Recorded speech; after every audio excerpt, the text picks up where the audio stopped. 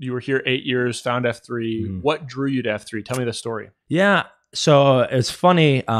Even before I even heard of F3 in the last couple of years, I had been dialing in my buckets of like what I find to be important for my nucleus and my family. And there was 4 Fs. It was faith, friends, finance, and fitness. And I was like, geez. And then I heard F3, like these are the 3 big Fs of this. And this is like something I should probably be involved in. Who brought you in? I'd heard about it from a couple people. Sasquatch mentioned it, and he had just mentioned it in passing. And then so I just showed up one day. Yeah. And I was doing CrossFit. I was coaching CrossFit, and so I was plugged into that world for here locally for a bit, which I enjoyed. I enjoyed coaching, and then just wasn't a fit for me anymore. And so I was looking for a lot more camaraderie, and I knew. Did you know you were? Yeah, knew I was searching for camaraderie. Yeah. Yes. Why? From the Marine Corps and recognizing patterns in my life, when I was most successful and dialed in is when I had strong male leadership around me. So when I first met my wife, I told her, I was like, hey, it's really important that I get some sort of guy time on a regular basis. And I think it's actually paramount for all guys. All guys need it. And that's pretty, and she's like, all guys? I'm like, yes, all guys. And they might not know they need it. Correct. Yeah. And they can make it could become a bad outlet, right? Correct. With the wrong group. Right. If I got to stop by the bar every night before I come home. Totally. And, I got to need that guy time then. That can be a bad thing. It can be. And that's when I started to recognize with F3 was, wow, there's really not much negative other than time that can be drawn away. But other than that, it's a lot of giving back. Like when I leave those environments, I am rejuvenated. Yeah. And it's important. And I'm a huge believer in waking up in the morning and working out. So it's checking a lot of boxes. Were you always a big believer of that? Yeah. Why? I knew for myself, I was a pretty hyperactive kid. I was a boy, and so my mind's a laser show 90% of the time. And so in order for me to be successful or win the day by at least 1%, hopefully, consistently, my day has to start off winning with a layered success in my book. And this is on the weekends when I don't go work. I need to be doing something active to get a win in the column in order for me to feel accomplished for the day. And F3 does that massively. Whether the workouts are super hard or not, but I'm rejuvenated through male leadership with me, guys who aren't afraid to speak their mind and me to listen because I don't have the time to argue about because we're working out, but something might get tossed in passing and then it makes you think. And then on top of that, the coffee and camaraderie after is super engaging. And sometimes it's not. Sometimes it's very surface, which is good too.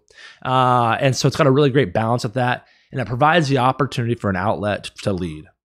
And the one thing that I thought was really interesting was my first cue and then subsequent cues after when you go and lead a workout, that's 100% voluntary. In a sense where you're leading grown men of very similar lifeboat through something hard and there's no questions asked. Yeah. Whereas in everywhere else in our life, whether it be church, there's no massive struggle through that. And you're placed there generally by somebody else to do it because you're working for somebody else. Whether it be like another institution, hey, would you take over this little project? Or, hey, my job needs me to do this.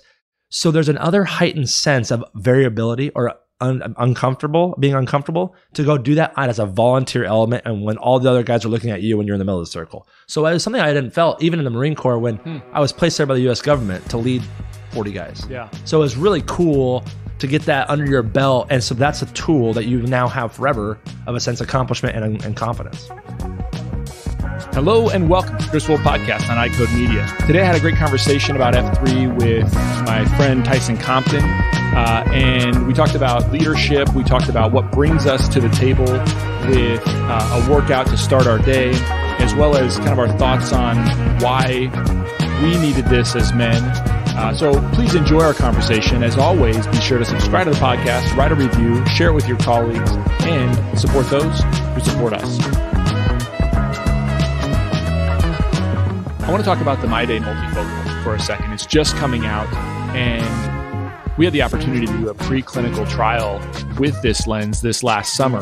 And there were a couple things that I thought were really helpful. The first one is that it is different than a lot of the multifocals that we've used before in our practices, where patients, especially early emerging presbyopes, really managed it didn't cause a lot of additional distance blur for them. And the other thing that was really helpful was, because we've never been involved in a clinical trial before, was to understand the sort of questions that we might ask our patients. And we ask our patients a lot of questions about their satisfaction with a contact lens, but what we weren't doing was actually having them score that themselves. So one of the parts of this that was really interesting to me was asking patients on a scale of 1 to 10 how they would score their vision, how they would score their comfort in their current lenses, and then how they would do the same on their new lenses. And it showed me a lot of times where patients would say they were happy, might rate their vision as a 6 or a 7. And then it also reframed their thinking about their current satisfaction in their lenses and allowed me to open up the door to offering other solutions. So if you haven't tried something like that in your clinical practice, I would encourage you to. And I would also encourage you to try the MyDay multifocal for your patients. So you've been an F3 for how long? So this will be my second year coming in December. So in the summer. So I started late June of 2020. You were close to me. Yes. Yeah. Right before. Mm-hmm. Then so give me a little bit of sense of your background. I every time we talk, I kind of think that there's this, you learned a lot in the Marines. There was kind of this big background. I would suspect that most people would. Mm-hmm. Tell me about what you can and want to talk about in terms of your experience as a Marine and how that kind of translates into what you're doing right now. It seems to me when we talk, a lot of that bleeds through. Mm-hmm.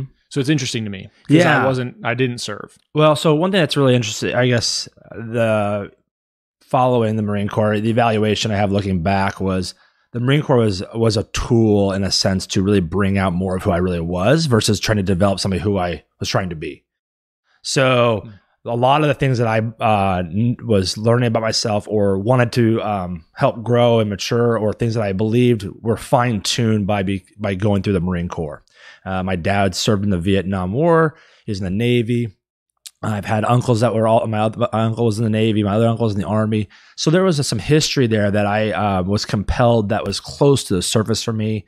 And then interned in Washington, D.C. and met some other veterans or active duty guys. What was your internship? I worked with Senator Chuck Hagel at the time, as well as Congressman Jeff Fortenberry for the summer, and was really immersed in that world in D.C. Jeff's in trouble. Yeah.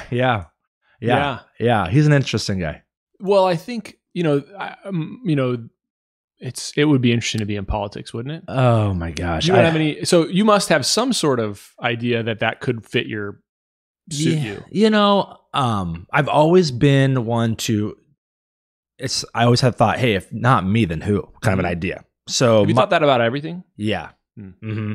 So if somebody doesn't stand up, then if I don't do it, who's going to do it? And at times that's a blessing and a curse. Sometimes you step too quick and you're really not the right role, or sometimes you're trying to lead when you should be the one following. There's some battles there, but I've always really believed that because nothing gets done on the sidelines kind of mentality. But looking at that at DC was really interesting, seeing the microcosm that Washington is. And this is from an intern's perspective. So lonely intern from liberal arts college in Nebraska. I was the lowest on the totem pole in terms of academic prowess in my pool of interns. There was Harvard people, Stanford. But common sense wise, I felt like I was far beyond. And but seeing those people operate or try to maneuver and navigate was really interesting. You say interesting. Was it dirty? No, I didn't say dirty. It was always calculated in the sense that they're playing game of chess, and they're always. And I felt you never, in my role in the office, you never saw vulnerability. You never saw the attempt of human vulnerability from any of them, which was interesting because they can't leave a crack. There's no cracks in the facade. Yeah, that was something. And they always had to be on. And that I saw for the first time, seeing like, oh, he's just a politician type. And that is a real stereotype that you see in how they act and interact. And that was kind of strange. So is that kind of lead you away from something that you want to do there? Could it be done in your, obviously your limited role and exposure? Could you have a real human being in that place? I think you could. I would never say never. I think you could. I think on top of that, it's really important you're surrounding yourself with people that can tell you the truth and that you can listen to. But the hard part is, I don't know at times if the public even wants that, and that's who votes you in. I don't think they do. Yeah, I don't think they can handle that. Yeah, personally. Yeah. I mean, well, because you have the dogs barking in the background is never going to come across on MSNBC or CNN or Fox News. So it's got to be completely perfect, polished. And we're less forgiving, I think, as a society. Mm-hmm. I think we're we act like we're loving and we're caring, but we're so far from that. And I think I'm the same way. You know, I try to give people the benefit of the doubt. Mm-hmm. But as we were talking about before, there's times where you might see somebody and you're like, yeah, I'm going to give them the benefit of the doubt, but I'm not going to maybe reach out and say, hey, let's shield lock, right? Mm-hmm. Right. Maybe, I'll see them at beatdowns. I'll chat with them a little bit, but they're not kind of the guy that I'm going to like, but maybe I should. Yeah. That's hard. You know what I mean? Yeah. That's a really great analogy to it, the shield lock. And for those of the people that don't know what shield lock, it's really a bonding of a group of men that have some common threads that are wanting to hold each other accountable and push each other to the next level of being a better man on all levels. But yeah, I'm the same way. It's that reluctancy to succumb to a group of being, one, to be vulnerable, two, there's more demanding upon you as a responsibility as another leader in the group. And those are hard things. Those are because you already are wearing a lot of those hats in other realms, and now you have to do it again somewhere else. That's an internal battle that a lot of us, struggle with at times or don't want to give into.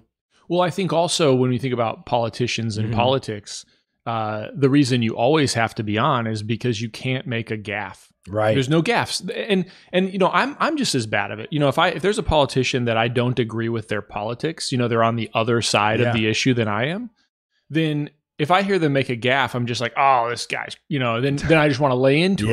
Yeah. And I'm way more forgiving of my guy, right, who would agree with me on my issue. Yeah, just all day long. Just give him grace. Give him grace. Yeah. And, there's got to be some, I don't know the answer to it, but I think the point is that there's certainly things that aren't just gaffes that are actually in fact something that you should be opposed to versus like giving somebody grace because they stumbled on their words or they, and we just aren't good at that. Yeah. And that's why I think you're right. I mean, I think it would be hard to be a human. Yeah. And hard to just say, look, this is what I think and I'm willing to change my mind. And, but this is, and then,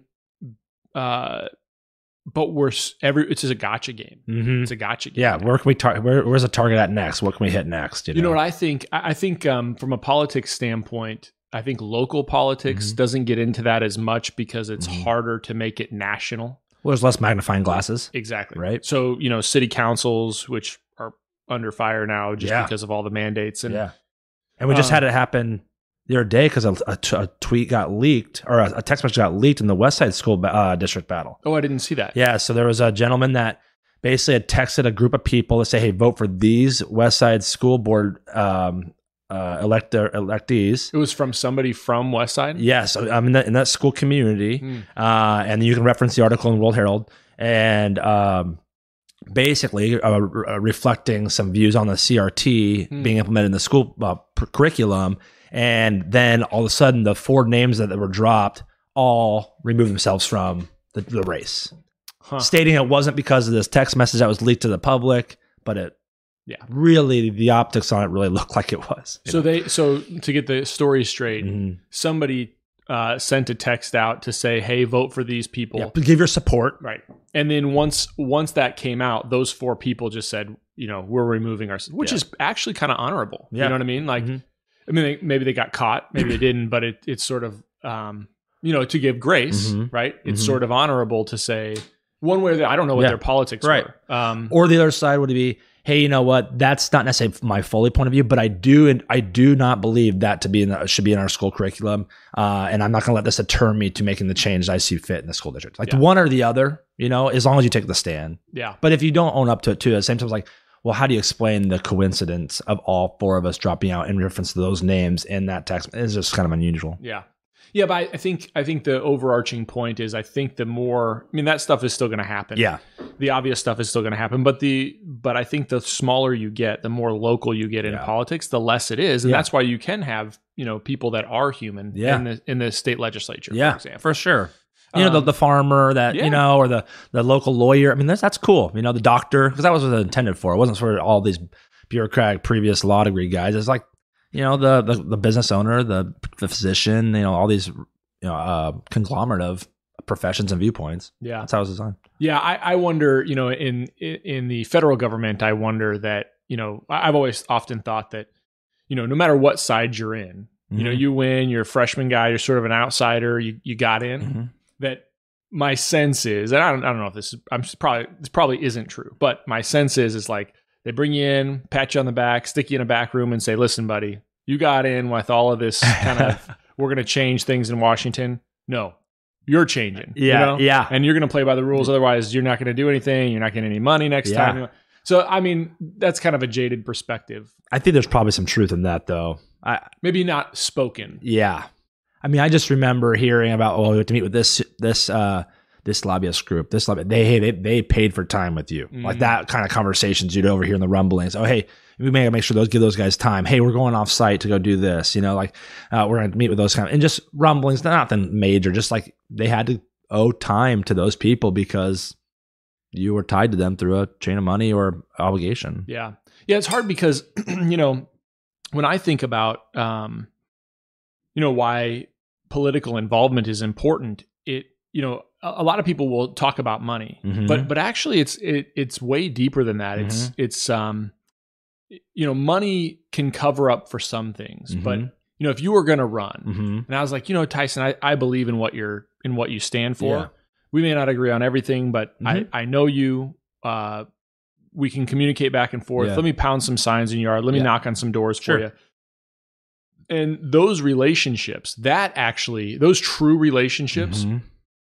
Ought to be, and I think in most cases trump a lot of those dollars. Yeah, and that's where like individuals like you and I can make an impact, at least locally, where you can say, look, I can give you $500, maybe $100, but I believe in you, and I'm going to talk to my neighbors about you. Yeah. Yeah. And those relationships, and when you need them, most people don't cultivate that until they need it. Yeah, it's almost too late. Almost, it is too late. Yeah, now it's like, now you need me, you bring me around, versus where were you at?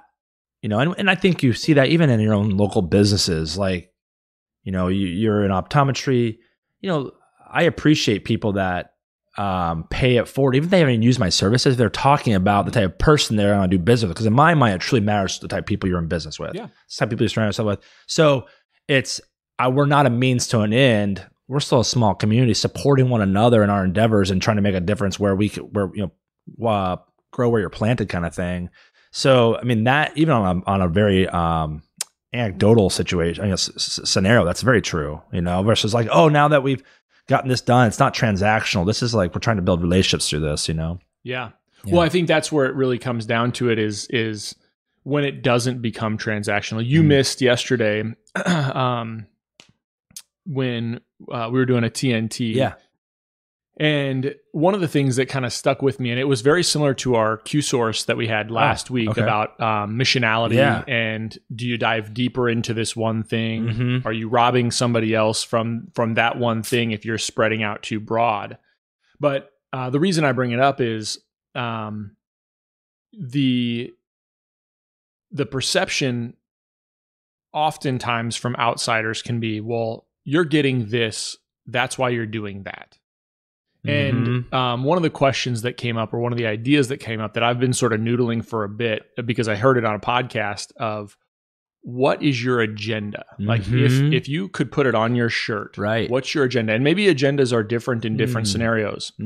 But that's one thing that it actually was a challenge for us to hash through, because if I were to say, Tyson, what's your missionality? Right. What's your mission? What's your why?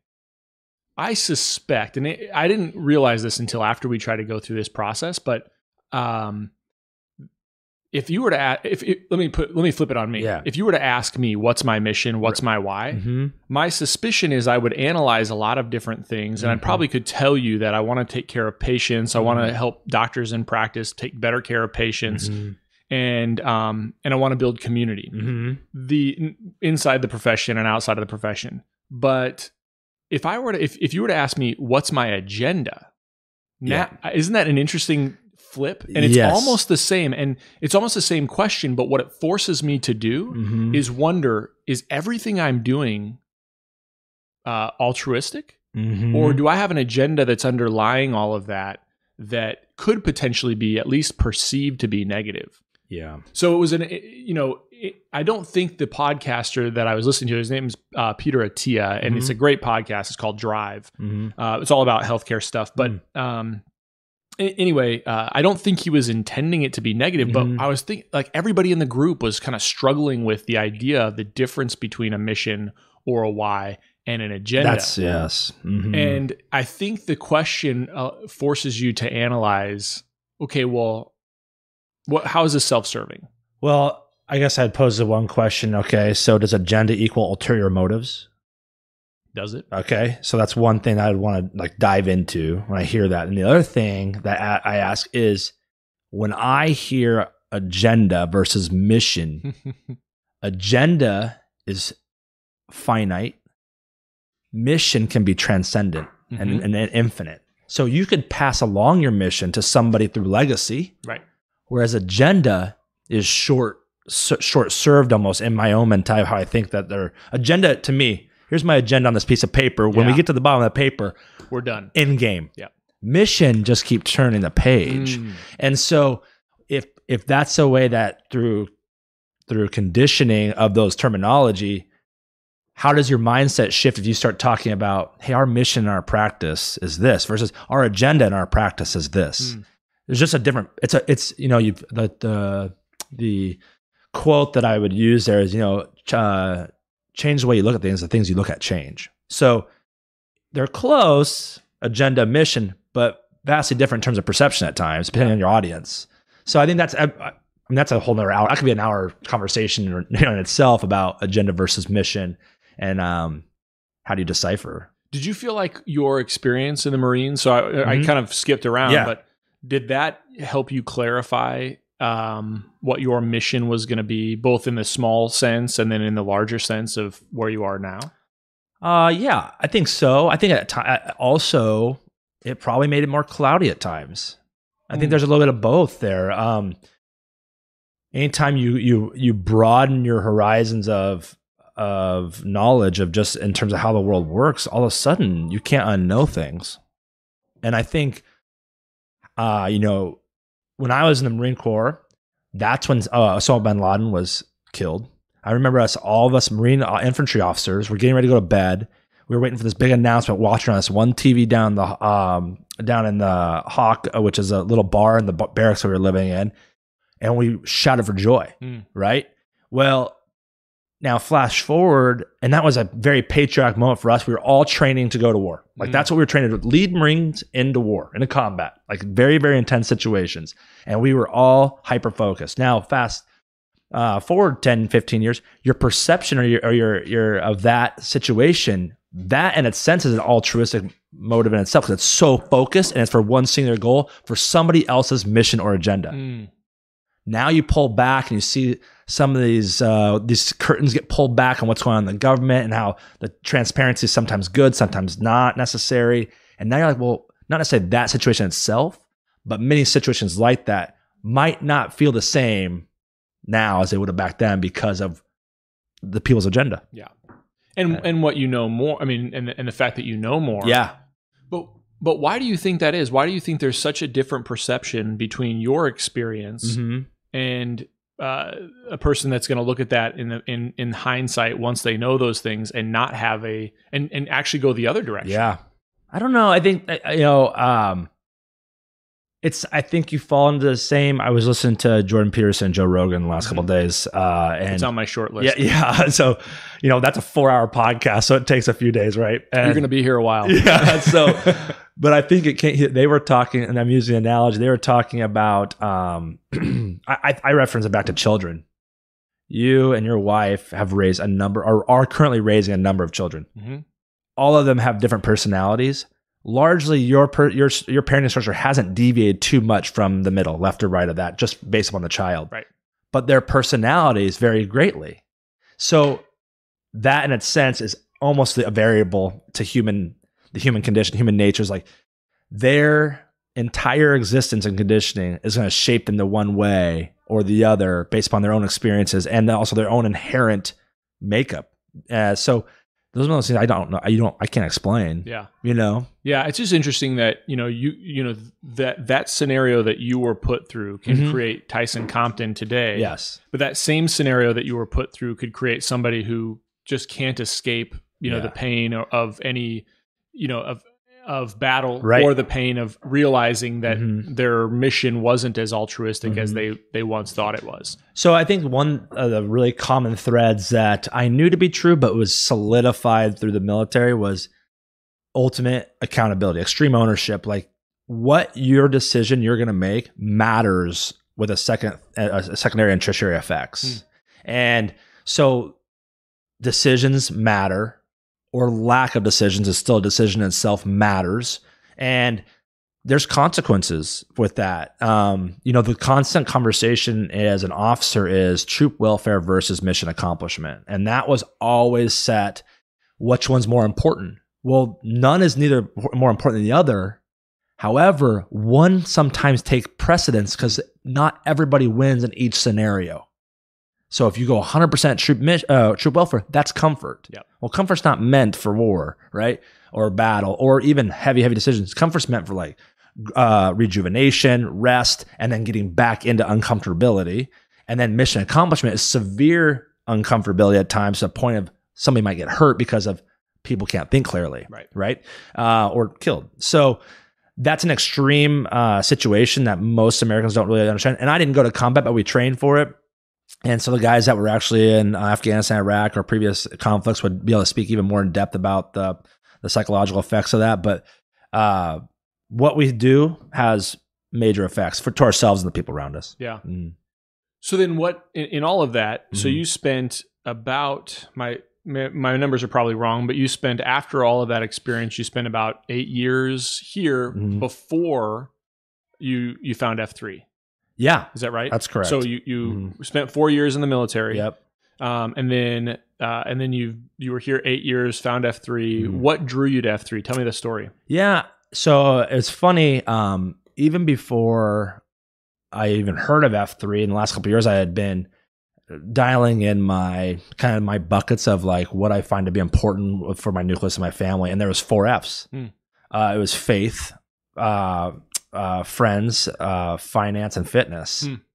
And I was like, geez. And then I heard F3, like these are the 3 big Fs of this. And this is like something I should probably be involved in. Who brought you in?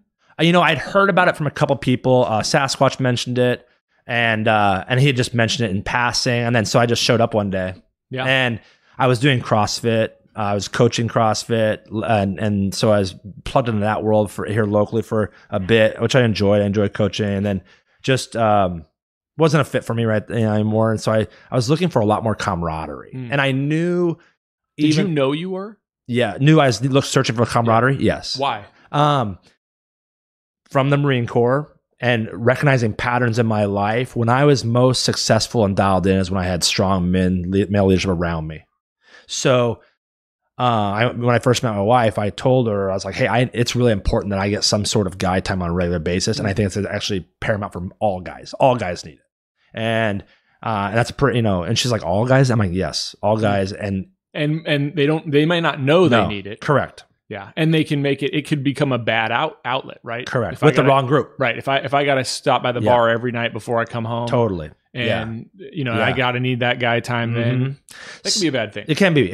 And that's when I started to recognize with F3 was, wow, there's really not much negative other than time that can be drawn away. But other than that, it's a lot of giving back. Like when I leave those environments, I am rejuvenated. Yeah. And it's important. And I'm a huge believer in waking up in the morning and working out. So it's checking a lot of boxes. Were you always a big believer of that? Yeah. Why? I knew for myself, I was a pretty hyperactive kid. I was a boy, you know, like, and so my mind's a laser show 90% of the time. And so in order for me to be successful or win the day by at least 1%, hopefully, consistently, my day has to start off winning with a layered success in my book. And this is on the weekends when I don't go work. I need to be doing something active to get a win in the column in order for me to feel accomplished for the day. And F3 does that massively. Whether the workouts are super hard or not, but I'm rejuvenated through male leadership with me, guys who aren't afraid to speak their mind and me to listen because they don't have the time to argue about because we're working out, but something might get tossed in passing and then it makes you think. And then on top of that, the coffee and camaraderie after is super engaging. And sometimes it's not. Sometimes it's very surface, which is good too. And so it's got a really great balance with that. And it provides the opportunity for an outlet to lead. And the one thing that I thought was really interesting was my first cue and then subsequent cues after when you go and lead a workout, that's 100% voluntary. In a sense where you're leading grown men of very similar lifeboat through something hard and there's no questions asked. Yeah. Whereas in everywhere else in our life, whether it be church, there's no massive struggle through that. And you're placed there generally by somebody else to do it because you're working for somebody else. Whether it be like another institution, hey, would you take over this little project? Or, hey, my job needs me to do this. So there's another heightened sense of variability or being uncomfortable to go do that as a volunteer element. And when all the other guys are looking at you when you're in the middle of the circle. So it was something I didn't felt even in the Marine Corps when I was placed there by the US government to lead 40 guys. Yeah. So it was really cool to get that under your belt. And so that's a tool that you now have forever of a sense of accomplishment and confidence. It's something that I don't really, it is something for me that has been glossed over because I do a lot of that kind of stuff anyway. But, you know, you don't realize that there's a lot of people. And so I had to kind of learn those things and kind of people pushed me to do that sort of thing as well. And then you sort of take it over. But there's a lot of people in our group that have never done that. 100%. And it is such a big, I can't remember who it was. Khakis was telling me about it one time that there was just this guy who kept trying to get on the queue and then he'd sort of back out because he was just so nervous. Yeah. And then it just makes you wonder how many men in our communities are just exactly like that. Yeah. And, you know, I don't think, and with the same thread, I guess I would say some people are more predispositioned to lead in a greater capacity for a larger amount of people than others.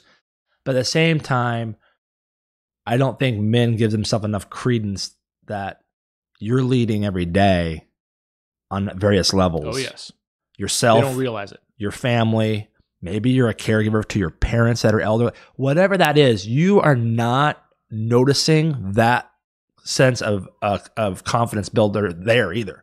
So if you think of that as obligatory or I'm just doing this because I have to and I want to, but you aren't actually giving it the credence of like, no, should be empowering to me too. Like I'm handling this. You know what I mean? Part of my language. So, you know, like, and that should propel you to go forward. So I'm going to have to bleep that.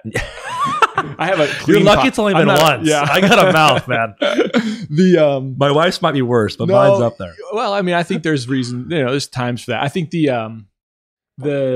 so this was really interesting to me because, and I wonder if you picked up on this. I can't remember which episode it is, and I'm going to have to go back and listen to it, but it was a Joe Rogan podcast.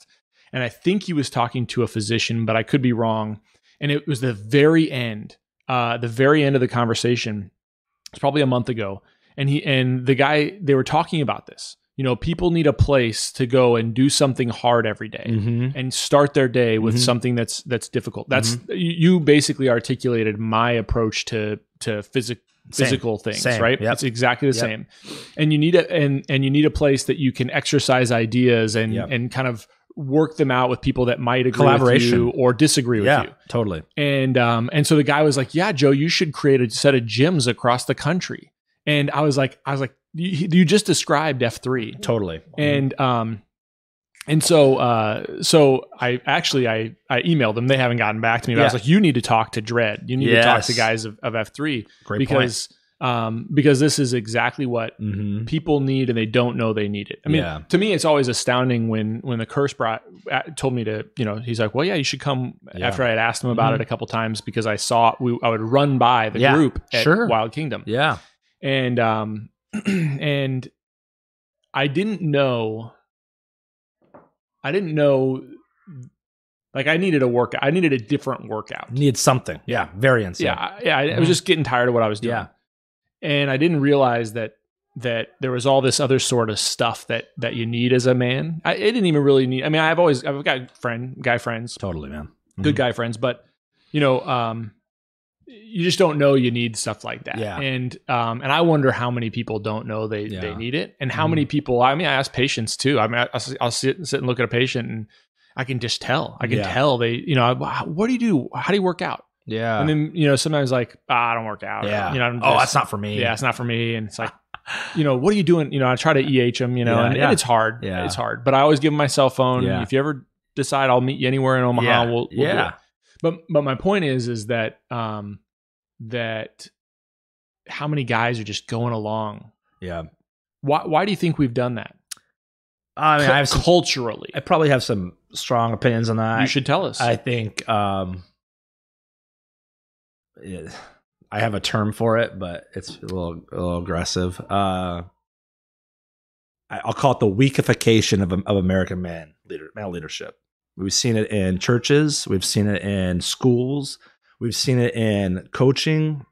We've seen it in early childhood development. And not saying that it's not. It's basically somewhat of an element of nature versus nurture. However, we need to do hard things. The Bible tells us, if you're a Christian, nothing is easy, and everything you're doing in the past is now building you for something different in the future. So at this point in time, everybody that's going to listen to this podcast, all hundreds of thousands of them, have already survived their hardest day of life. Okay. So with that should come confidence. Okay. And also their hardest day to that point. Yep. Right. So we would not be able to 10x that tomorrow. It would be 1x and survive the next day. It's always on the peripheral, the edge of that hardest thing. My grandma has a saying: "This too shall pass." Time is a variable, or sorry, not the variable, is the constant that almost heals all and allows us to basically survive that stuff if we give it the time. Now, with that being said, you have to endure it. You don't get the confidence without going through the hard work. It's the same concept of you prepare the child for the path, not the path to the child. Like I'm doing my daughter no service by not letting her fall on her bike when she's learning to ride it. Training wheels are good to a certain extent, but can be debilitating over time. A kid's bank account that's always full from my doing is debilitating over time.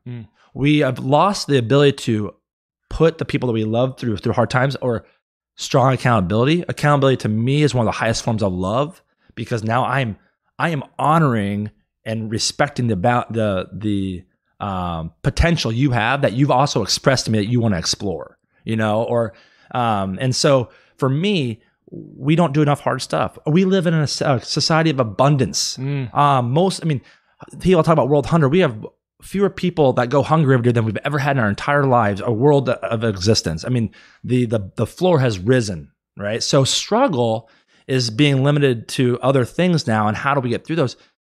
It's a lack of sense of purpose, of things that are bigger than ourselves. So we think that, at times everything ends with us. That's hard. When we understand that there's things that are bigger than us, it's easier to endure the hardships that you might endure, whether it be a family member passing, abuse, neglect, stuff like that. And it gives you perspective. Bruce Lee has a great quote, which was I heard from Jordan Peterson on Rogan podcast, was, I'd rather be, you want to have a warrior in the garden, not a gardener in the war. So taming and focusing the energies it takes to be a warrior is far greater of an impact than trying to develop warrior personality as a gardener. It doesn't really work. It's saying when the Marine Corps, or parenting, it's much easier to start off with a heavier hand than bring a heavier hand forward after. And so people need to learn what no means. Those are things that, and we got to step up because it's hard. Stepping up is hard. And almost where you really need to have that impact, it numbs your voice next time. Yeah. Where you can truly affect the outcome of their livelihood if they don't listen, or they do listen. That's true. That's a great point. That's perspective. My mind kind of went back to the relationship side. When you are put in these confines of a time frame of something going on, you start to reevaluate who you trust, who you can trust, who's in that inner circle for you.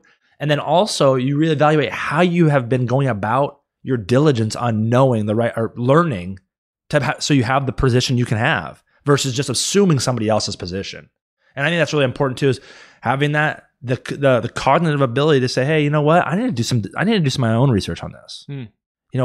It's making me rethink how we were doing something before. I should probably go back and just make sure I'm educated so I check my own self going forward. Because we can't change the past, So how are we going to prepare next time as a person who I'm leading, myself and my family, for the next situation so we can endure and come out on the other side a little stronger? Yeah. Do you think, so 2 years in, almost, well, I guess not, about a year and a half in with F3, has your approach or has your sense of it, your feeling about it, has it evolved over that year and a half? Yeah, I think there's a maturation process to almost anything, including F3. I think one of the things that I've really taken away from it is when you're in a position, I'm a real estate agent. I'm self-employed, and I answer to myself or the people I work for. But I can tell people, no, I don't want to work. Like, you're largely in control of your own domain. And when you go into a group voluntarily like that, and you want to maintain attendance, there's sometimes you have to take a back seat, whether it's being a following role or just not talking role, and just listening. And that's hard for me at times. It's hard for me too. Yeah. So if it's taught me with my wife coming home and allow myself to provide grace easier, which is very healthy for me. Also provide just the ability to listen and kind of just not always have to take a strong position of direction. I'm largely the mentality is like, well, we'll just get through it and put my head down. We'll go. Just get behind me. Don't ask questions, and we'll go. We'll get there. It might not be comfortable, but or maybe the best way, but we'll get there. So it's allowed me a sense as I've gotten into it deeper. There's a lot of good people out there that have good ideas, and it allows me to reference those and use those and take pieces of them. And I think if you're not being selfish and taking some of those, you're probably approaching it wrong. It's not, if you're just out there for the workout, then I question your sincerity for being out there. And if you're not willing to admit that you're getting something intellectually from that, because that is an intellectual growth in itself is exercise, that you should probably dig a little deeper because there's something else that's going on in there. So for me, you discover stuff when you're in deeper parts of strain. And whether it be through a workout or an intellectual exercise or hearing somebody that maybe you personally don't necessarily like and they have the floor, if you give the space, tension can release. And now you're actually coming from a place of trying to understand versus trying to combat. And that's really cool, I think, and gives you patience. Sometimes my patience is super short, and I think that's allowed for a lot more patience. I think that's really good. And that's an ebb and flow. But in the beginning, I think I was largely just wanting to be around and be involved and like excited about the workout and excited about the morning. Well, then that kind of wears off because that's emotional. And then now we get into more of a deeper meaning of, hey, we're developing relationships. We're going to the men's retreat, hearing other guys speak about their trials and struggles, and from guys that you largely think have their stuff together. Yeah. And you realize that, guys, we are all far greater in alignment than we are in disalignment or unalignment. And so it's all a variation of on the spectrum of like, hey, how far are we away from where we need to be? In CrossFit, there's a spectrum of wellness, and it's either illness or health. And you're either moving the dial one way or the other with whatever choice you make. And I think that's largely true for a lot of things of health, wellness, emotional health, relationships, all that stuff. Is what decisions are you making to get closer to the wellness of that world, part of your world?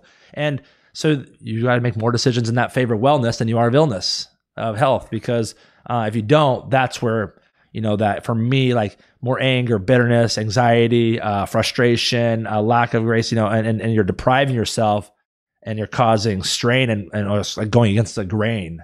I feel myself getting in a better state of flow when I can release some of that and continue to move forward without letting those hooks get in me. And so that's what I've been seeing a lot from F3 is the emotional growth that you get from just hearing and seeing other men operate. Tyson Compton, thanks for doing this. Thank you. When I do these F3 interviews, I always finish it the same way we finish a workout. So I'll let you start. Sure. Tyson Compton, 36, LPC. LPC. Christopher Wolf, 40. Cataract. Cataracts. Thanks, man. Thanks for doing it. Awesome Appreciate time. it.